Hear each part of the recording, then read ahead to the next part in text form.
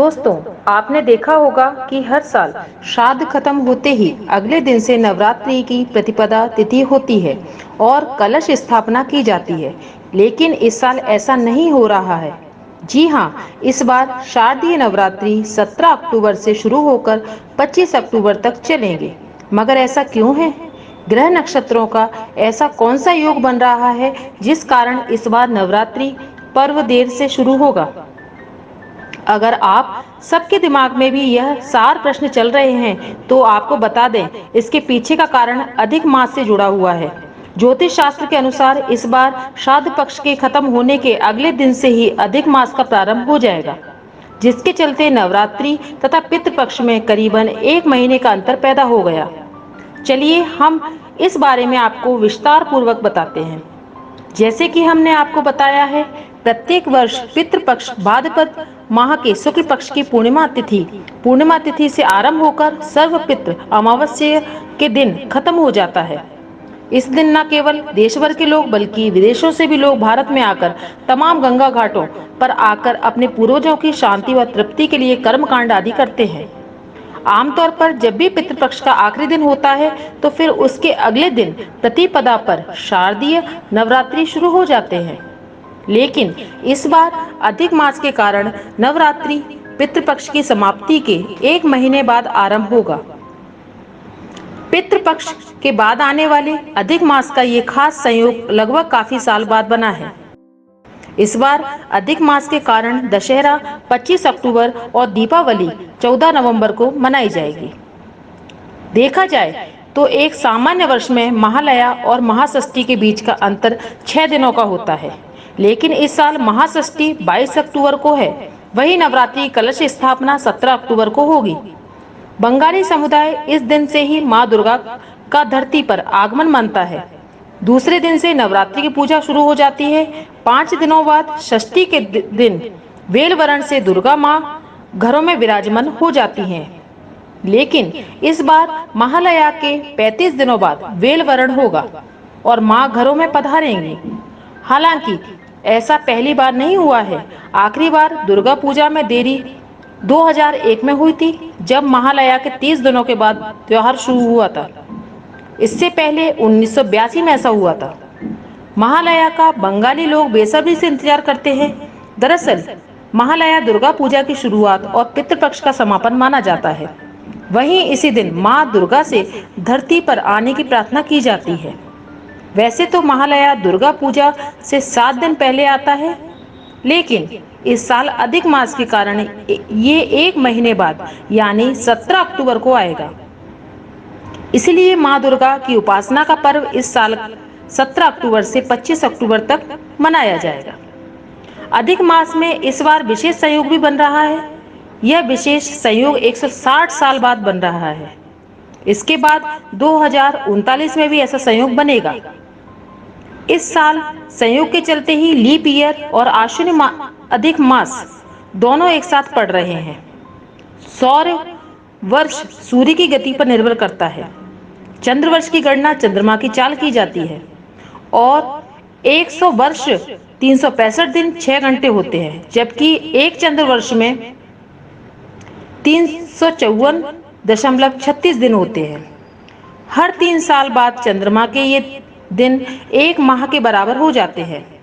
ज्योतिष गणना को सही बनाए रखने के लिए ही 3 साल बाद चंद्रमास में एक अतिरिक्त माह जोड़ दिया जाता है। इसे ही अधिक मास या पुरुषोत्तम मास कहा जाता है। अधिक शब्द जहां भी इस्तेमाल होगा, निश्चित रूप से वहां किसी तरह की अधिकता को व्यक्त करेगा। हाल ही में अधिक मास शब्द आप काफी सुन रहे होंगे। विशेषकर हिंदू कैलेंडर वर्ष को मनाने वाले इस शब्द से खूब परिचित हैं। जब आइए जानते हैं। दरअसल सौर वर्ष जहां सूर्य की गति पर आधारित है, तो चंद्र वर्ष चंद्रमा की गति पर।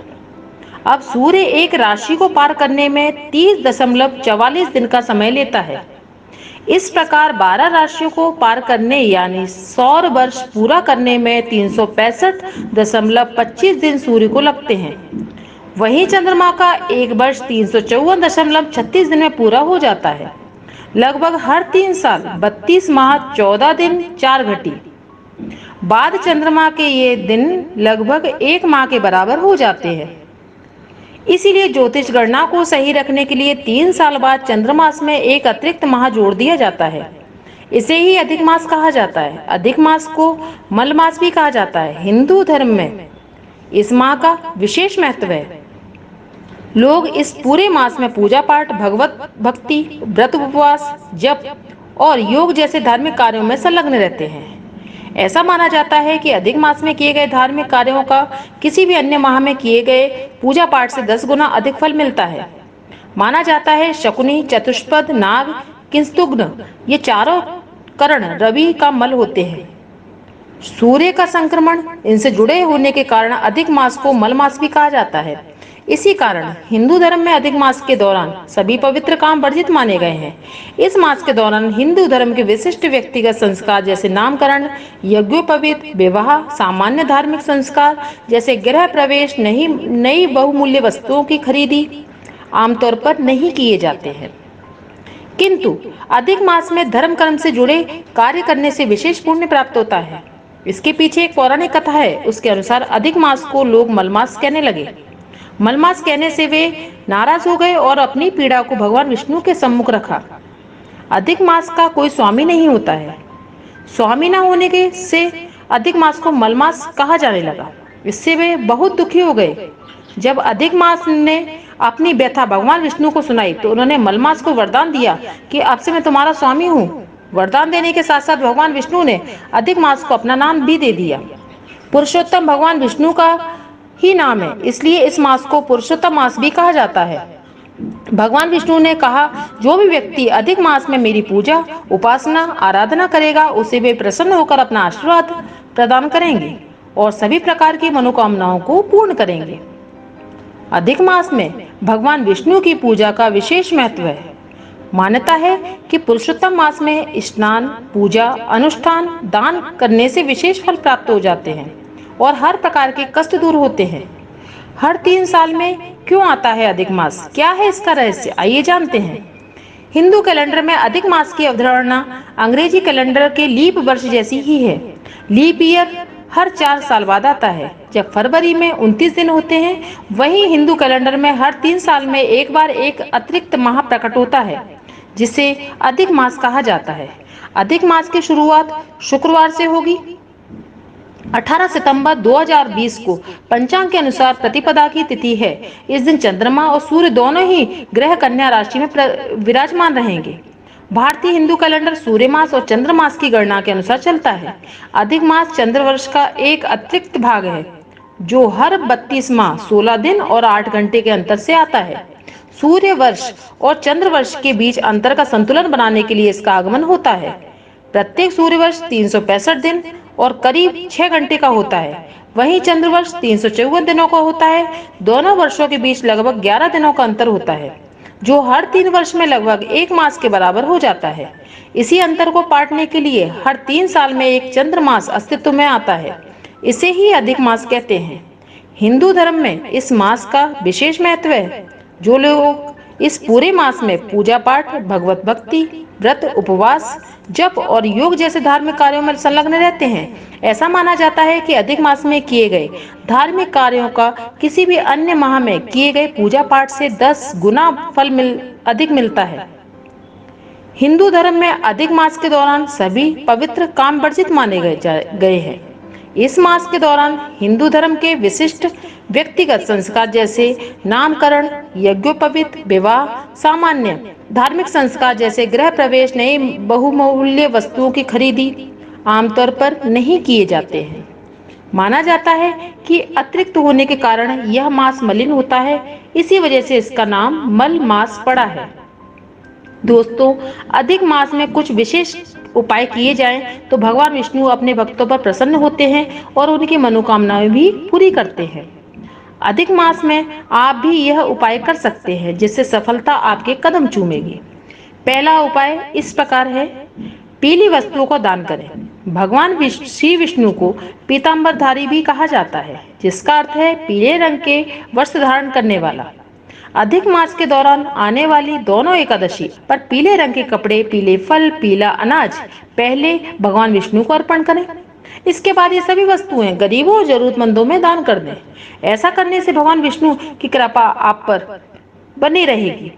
अधिक मास के दौरान प्रतिदिन शाम के समय तुलसी के पौधे के सामने गाय के घी का दीपक लगाएं और ओम वासुदेवाय नमः मंत्र बोलते हुए तुलसी की 11 परिक्रमा करें। इस उपाय से घर में सुख शांति बनी रहती है और किसी प्रकार का कोई संकट नहीं आता। पुरुषोत्तम मास में रोज ब्रह्म मुहूर्त में उठकर किसी पवित्र नदी में स्नान करें तो जीवन के सभी सुख प्राप्त होते हैं। इसके बाद विधि पूर्वक गायत्री मंत्र का जाप करना चाहिए। स्त्रियों के लिए यह स्नान उनके पति की लंबी उम्र और अच्छा स्वास्थ्य देने वाला है। दूसरा उपाय, खीर का भोग लगाएं। यदि आप धन की इच्छा रखते हैं तो अधिक मास के दौरान आने वाली दोनों एकादशी तिथियों के दिन समीप स्थित किसी विष्णु मंदिर जाएं और भगवान विष्णु को सफेद मिठाई या खीर का भोग लगाएं। उसमें तुलसी के पत्ते अवश्य डालें। इससे भगवान विष्णु जल्दी ही प्रसन्न हो जाते हैं। कन्या को भोजन कराएं। काफी कोशिशों के बाद भी यदि आमदनी नहीं बढ़ रही है, नौकरी में प्रमोशन नहीं हो रहा है, तो अधिक मास दौरान 7 कन्या को घर बुलाकर भोजन कराएं। भोजन में खीर अवश्य होना चाहिए। कुछ ही दिनों में आपकी मनोकामना पूरी हो सकती है। दूध से अभिषेक करें। अधिक मास दौरान प्रतिदिन भगवान विष्णु का अभिषेक केसर मिश्रित दूध से करें। यह अभिषेक यदि दक्षिणावर्ती शंख से किया जाए तो बहुत ही जल्दी शुभ फल प्राप्त हो सकते हैं। यदि प्रतिदिन अभिषेक करना संभव ना हो तो इस महीने में आने वाली दोनों एकादशी तिथि पर ये उपाय कर सकते हैं। पीपल पर जल चढ़ाएं। यदि आप निरंतर कर्ज में फंसते जा रहे हैं तो अधिक मास के दौरान प्रतिदिन सुबह समीप स्थित किसी पीपल के वृक्ष पर जल चढ़ाएं और शाम के समय दीपक लगाएं। पीपल में भी भगवान विष्णु का ही वास माना गया है। इस उपाय से जल्दी ही आप कर्ज से मुक्त हो सकते हैं। मंत्र जाप करें। धन की कामना रखने वाले लोग अधिक मास के दौरान मंत्र का 5 माला जाप प्रतिदिन करें। ओम ह्रीम एम क्लीम श्रीह। अधिक मास समाप्त होने पर दूसरे दिन किसी योग्य ब्राह्मण या किसी गरीब भूखे व्यक्ति को भोजन करवाएं। उसे दक्षिणा, वस्त्र आदि भेंट स्वरूप प्रदान करें। इससे आपको लाभ होगा।